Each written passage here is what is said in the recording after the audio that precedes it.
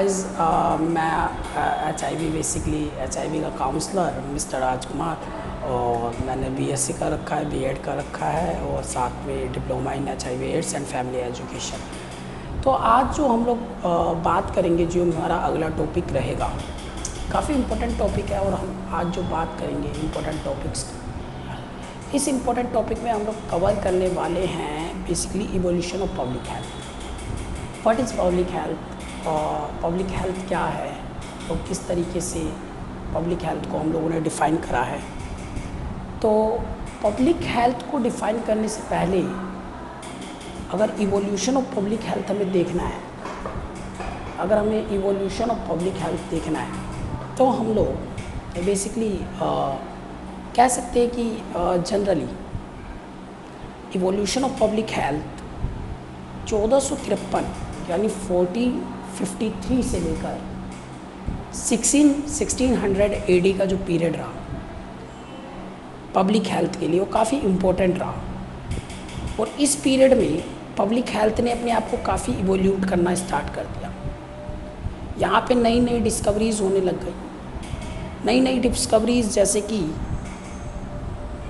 जो mainly evolution था 1453 से 1600 AD में स्टार्ट हो चुका था, और उसके बाद 16th से 17th सेंचुरी जो कहा जाता है, यानी 16वीं और 17वीं शताब्दी, वो एक ऐसा पीरियड कहा जाता है, वो एक ऐसा पीरियड हमारे लिए कहा जाता है मेडिसिन की लाइन में, पब्लिक हेल्थ की लाइन में, क्योंकि वहाँ पे बहुत ज़्यादा इवोल्यूशन और डिस्कवरीज हुई। तो in 16th and 17th century there is a high amount of discoveries take places.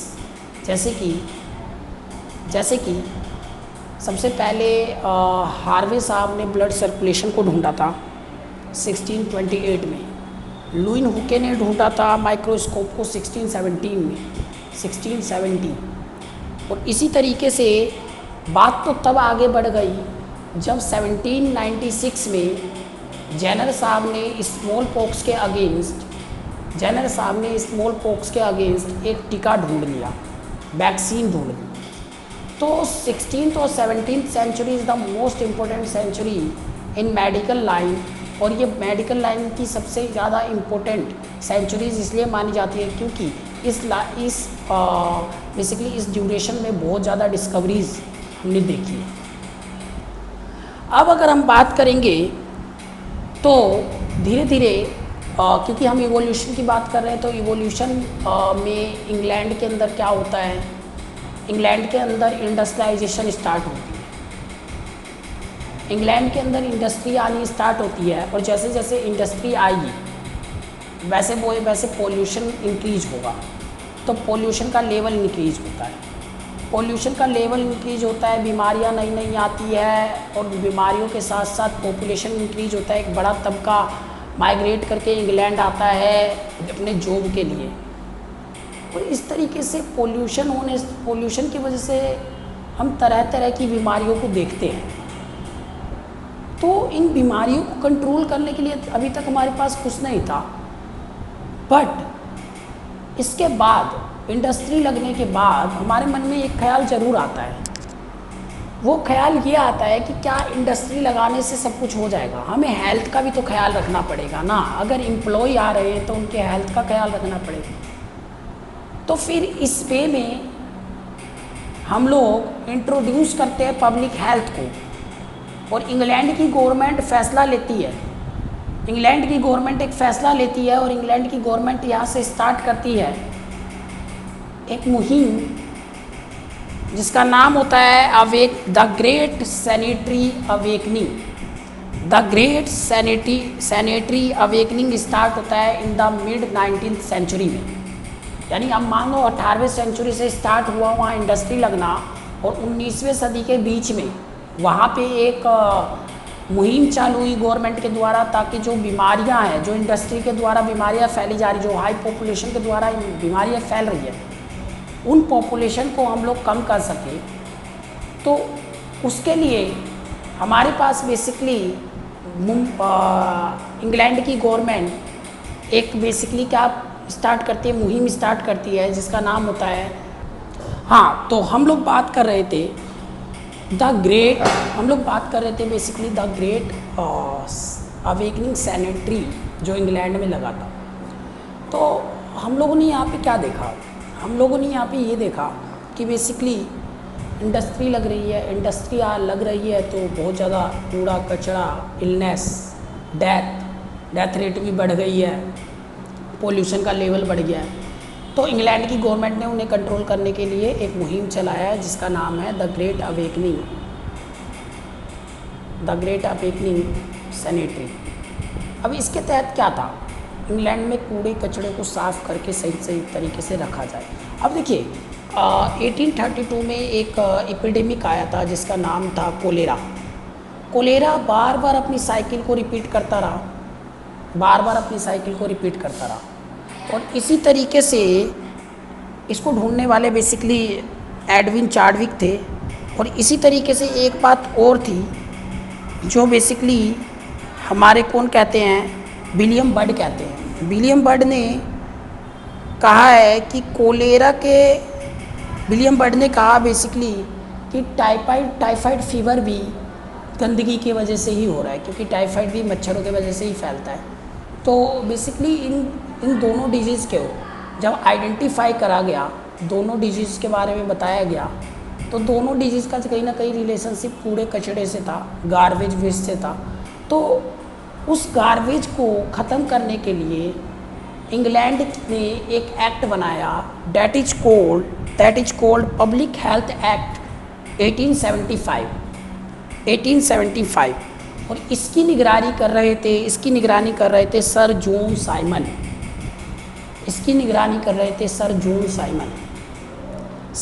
Simon ने बहुत ही ट्रेमेंडस रिजल्ट दिए इंग्लैंड को।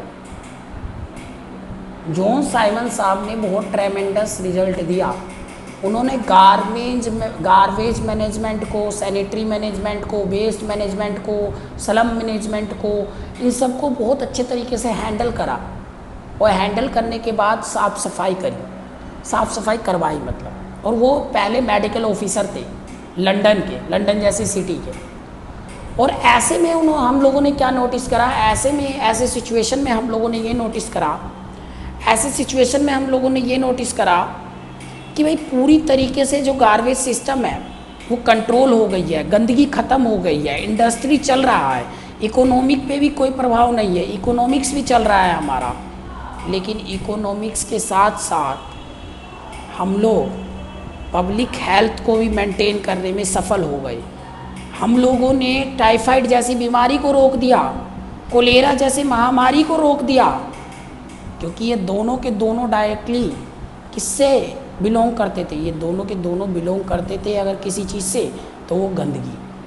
और जॉन साइमन सर जो पहले इंग्लैंड के ऑफिसर थे, मेडिकल ऑफिसर, उन्होंने पब्लिक हेल्थ एक्ट 1875 के अंतर्गत काम करते हुए पूरे गार्बेज सिस्टम, पूरे सैनिटरी सिस्टम मैनेजमेंट को अच्छे से हैंडल करते हुए सारी बीमारियों को, इन दोनों बीमारियों में फतेह पाई, ख़त्म कर दी। और इसी कारण से the period of 1820 to 1920 is known as disease control phase. इस कारण से हम उन्हें क्या बोलते हैं, डिजीज कंट्रोल फेज कहते हैं। तो आई थिंक आप लोगों को समझ आ रहा होगा कि कैसे इवोल्यूशन हो रहा है। पहले मैंने बताया कि इवोल्यूशन अगर ह्यूमन हेल्थ का पढ़ना है, पब्लिक हेल्थ का पढ़ना है, तो सबसे पहले तो आप लोग ये देख लो कि 17th और 18th सेंचुरी, 16th और 17th सेंचुरी में क्या क्या डिस्कवर हुआ है। ब्लड सर्कुलेशन डिस्कवर करा हार्वे ने, माइक्रोस्कोप डिस्कवर करा लुईन हुके ने। इसके अलावा चिकन पॉक्स की वैक्सीन बनी 1796 में। तो इस तरीके की डिस्कवरी हुई। और उसके बाद इंग्लैंड में इंडस्ट्री आ जाती है 18th सेंचुरी में, पोल्यूशन होता है, लोग मरते हैं, कोलेरा जैसी महामारी आ जाती है। कोलेरा जैसे महामारी के अलावा और कौन सी महामारी आ जाती है, टाइफाइड। ये सारी कूड़े कचड़े से हो रही है। वहाँ इंडस्ट्री है तो कूड़ा कचरा है, वहाँ लोग मर रहे हैं, पोल्यूशन की वजह से लोग मर रहे हैं, उनके मैनेजमेंट का कोई सिस्टम नहीं है। जॉन साइमन को लंदन का मेडिकल ऑफिसर बनाया जाता है, जॉन साइमन को ये काम दिया जाता है, जॉन साइमन ये काम करते हैं। जॉन साइमन बहुत अच्छे से काम करते हैं, गार्बेज सिस्टम वगैरह इस्टेब्लिश कर देते हैं। और उसके बाद वो डिजीज़ कंट्रोल पा लेते हैं। तो the phase of disease control is 18। हाँ जी, तो हम लोग इवोल्यूशन की बात कर रहे हैं, इवोल्यूशन ऑफ पब्लिक हेल्थ। और इवोल्यूशन ऑफ पब्लिक हेल्थ में आप हम जिस टॉपिक पे बात कर रहे हैं, जो डिफरेंट कॉन्टिनेंट्स में कंट्री है, जैसे कि ऑस्ट्रेलिया, खास करके America, Germany, Spain, France, Italy, Belgium, Scandinavia, ऐसी कंट्रियाँ जब पता चला कि इंग्लैंड में इंडस्ट्री आई है और इंडस्ट्री के बाद इतना अच्छा मैनेजमेंट जॉन साइमन ने करा है, तो सबके सामने 20th सेंचुरी आते आते जॉन साइमन की बात मानी और सब लगभग all countries in the world follow the rule of a English country.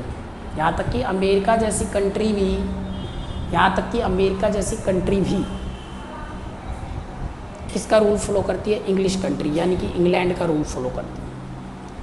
तो इस तरीके से इंग्लैंड ने का एग्ज़ाम्पल मैंने दिया, इंग्लैंड को आप लोगों को समझाया, और इंग्लैंड को समझाने के बाद मैंने ये बताया आप लोग की जो सारी कंट्रीज़ है वो किसकी बात मानती है और कैसे काम करती है। वो सैनिटरी ग्रेट अवेकनिंग सैनिटरी किस तरीके से कामयाब करा जॉन साइमन ने, किस तरीके से उन्होंने अपनी कंट्री से कोलेरा जैसे महामारी को ख़त्म कर दिया, टाइफाइड जैसे महामारी को ख़त्म कर दिया। तो इस तरीके की जो सिस्टम था, it is the best system and all country have interpreted this system. सारी कंट्रियों ने इस सिस्टम को अपनाया और अपनाकर बेसिकली अपने देश को भी उन्होंने पब्लिक हेल्थ के लिए स्ट्रॉन्ग बनाया, पब्लिक हेल्थ को क्या करा, बेसिकली आगे बढ़ाया। ठीक है, तो इस तरीके से आप लोग को समझ आ गया होगा। अब हम बात कर लेते हैं, दो साइंटिस्ट और थे, एक नाम था उनका लुईस पास्चर, उनकी कहानी भी सुनाता हूँ इसी के अंदर है, इस टॉपिक के अंदर। लुईस पास्चर ने basically germ theory of disease दिया था। कहते हैं लुईस पास्चर साहब कि भाई जितने भी बैक्टीरियाज वगैरह होते हैं ना, वो सारे के सारे कहाँ ग्रो करते हैं? तो एयर में ग्रो करते हैं। किसने विश्वास नहीं करा? लुईस पास्चर ने बोला और किसने विश्वास नहीं करा। बाद में आए रॉबर्ट कोच ने कहा कि एंथ्रेक्स जैसा बैक्टीरिया भी एयर में सर्वाइव करता है।